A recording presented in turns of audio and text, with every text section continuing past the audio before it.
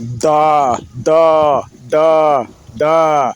Ngarimo ariga koga. Guys, narababwiye ngo aba bantu bari mu rukundo, Titi Brown na Jessica Nyambo. Guys, aba bantu mwitege ubukwe bwabo this December, uku kwa 12. Guys, ibi bintu nibitaba ewan uzamenye ko guys badufiraga uru rukundo ko ruri seriye. Guys, narababwiye si de foto, mugende mureba aya mafoto buhoro buhoro guys, murambwira ikintu mubonamo. Guys, aba bantu ibi bintu birenze kuba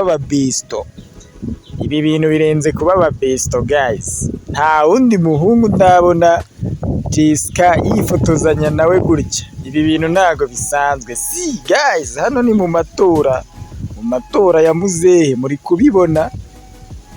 kubibona guys, buhoro twigendera.